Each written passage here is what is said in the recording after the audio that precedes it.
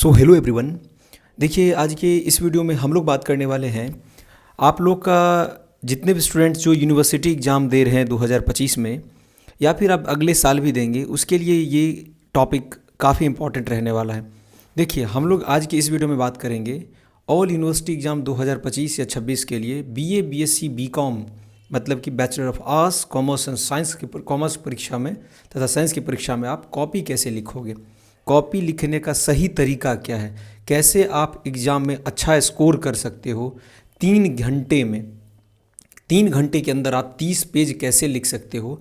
क्योंकि देखो, पेज का बात मैं इसलिए कर रहा हूँ क्योंकि एग्ज़ाम में पेज भरना भी बहुत ज़रूरी होता है, उसी पे आपका अच्छा मार्किंग होगा। उसके बाद है यूनिवर्सिटी परीक्षा में कॉपी लिखने का सही तरीका क्या है।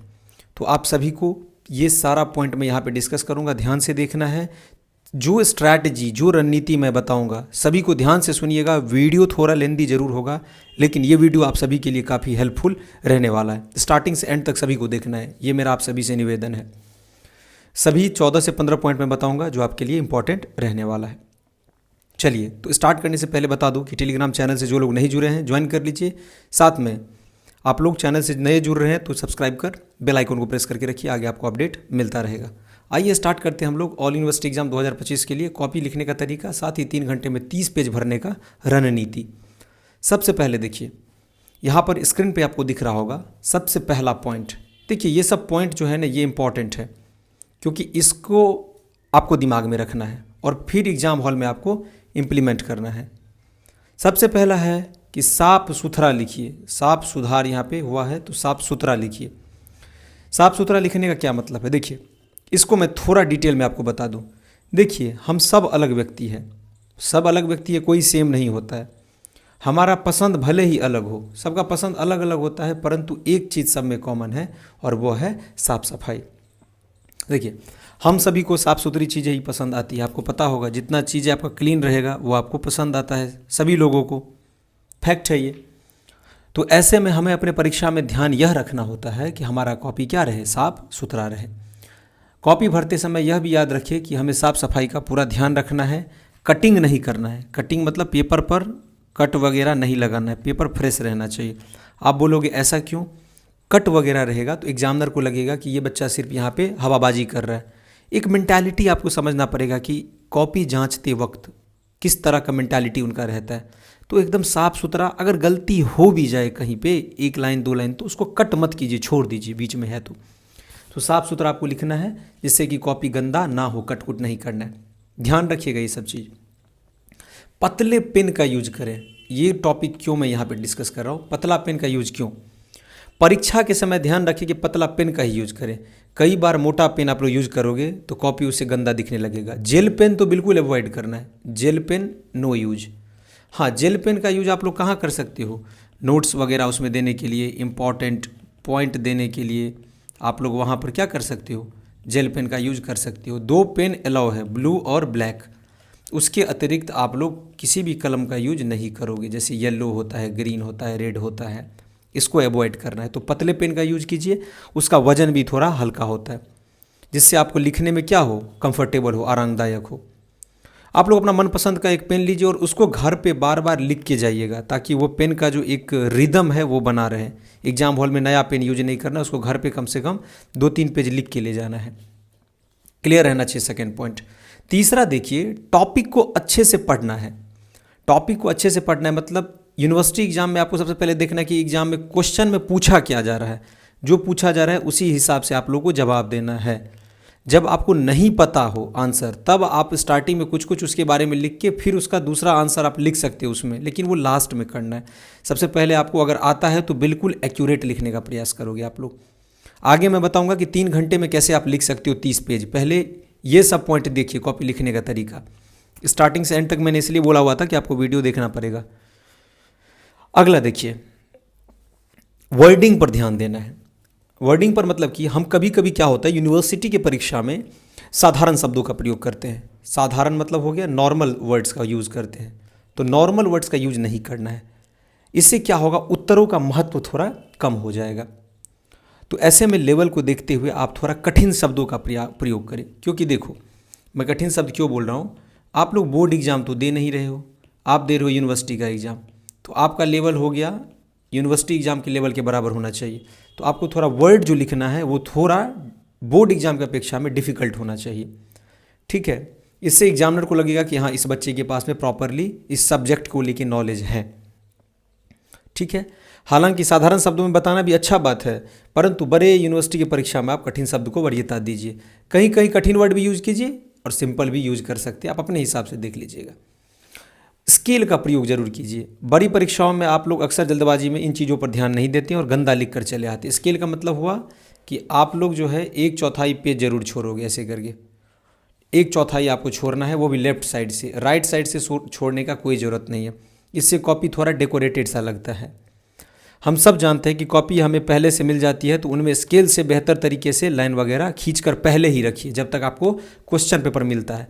तो बैठे रहिए, OMR को फिल कीजिए और 30 का 30 पेज या जितना पेज आप लोग का रहता है उसमें लाइन ड्रॉ कर लीजिए। इससे आपको मार्क बेहतर मिलेगा, 2-4 मार्क आपका उस पर भी बढ़ जाएगा। अगला देखिए, प्रश्न पत्र को अच्छे से पढ़िए। अगला पॉइंट है आप लोग का, प्रश्न पत्र को। एग्जाम के घबराहट के चक्कर में हम लोग क्या करते हैं, प्रश्न पत्र को अच्छे से नहीं पढ़ते हैं और जल्दबाजी में अटेंड करना शुरू कर देते हैं, उसको सॉल्व करना शुरू कर देते हैं, जो कि एक गलत अप्रोच होता है।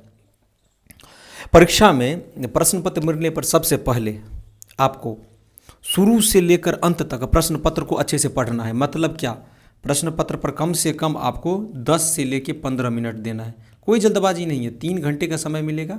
आगे मैं बता रहा हूँ कि 3 घंटे में कैसे आप 30 पेज लिख लोगे। फिर भी 10-15 मिनट क्वेश्चन पढ़िए, क्या पूछा जा रहा है, आपको क्या आता है क्या नहीं आता है। अगर नहीं आएगा जो क्वेश्चन, उसको हम लोग लास्ट में अटेम्प्ट करेंगे, और जो हमको पता है उसको हम लोग स्टार्टिंग में करेंगे, ठीक है।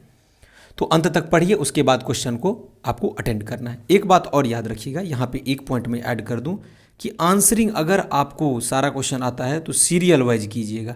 सीरियल वाइज मतलब जैसे मान लीजिए आप लोग तीसरा क्वेश्चन कर रहे हैं, 7वां कर रहे हैं, 9वां कर रहे हैं और 11वां नंबर का कर रहे हैं, तो सबसे पहले आपको तीसरा सॉल्व करना है, उसके बाद 7, फिर 9, फिर 11।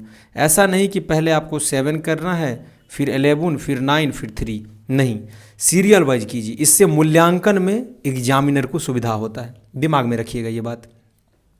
अधिक मार्क्स वाला क्वेश्चन पहले, वैसे मैंने लिख रखा है लेकिन ऐसा नहीं कीजिएगा, सीरियल वाइज ही चलिएगा। थ्योरी वाले क्वेश्चन को पहले कीजिएगा, जो थ्योरी वाला पार्ट होगा उसको पहले कंप्लीट करना है, देन आप देखिए जिसमें मैथमेटिकल आ रहा है फिर उसको कीजिए। हाईलाइट करना ना भूले, ये देखिए ये पॉइंट काफ़ी इंपॉर्टेंट है। ये आपको करना कब है, हाईलाइट करना है लास्ट में, जब आधा घंटा आपका बचेगा एग्ज़ाम समाप्त होने से आधे घंटे पहले। 2 घंटा 30 मिनट में आपको पेपर लिख लेना है 2:30 में, 2 घंटे 30 मिनट में। बाकी समय बचेगा फिर उसको हाईलाइट वगैरह कीजिए, कॉपी की एक बार रिव्यू कर लीजिए, ठीक है। इंट्रोस्पेक्ट लास्ट में करना है।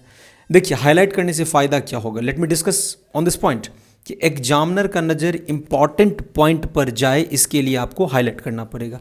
हाईलाइट का मतलब ये नहीं है कि हम लोग हाईलाइटर का यूज़ करेंगे, हाईलाइटर का यूज़ नहीं करना है। आप लोग क्या कर सकते हो, ब्लैक पेन से उसको थोड़ा ऐसे करके घेर दो, ठीक है, इसको थोड़ा ऐसे डार्क करके, ताकि एग्जामिनर का नज़र उस पर चल जाए। तो हाईलाइटर पे ध्यान देना है।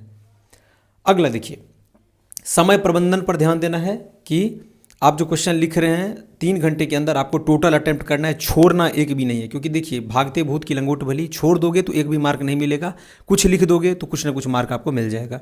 तो अधिक मार्क्स वाले क्वेश्चन को पहले कर लीजिए, फिर लास्ट में कम मार्क्स वाले कीजिए, लेकिन सीरियल वाइज करने का प्रयास कीजिएगा।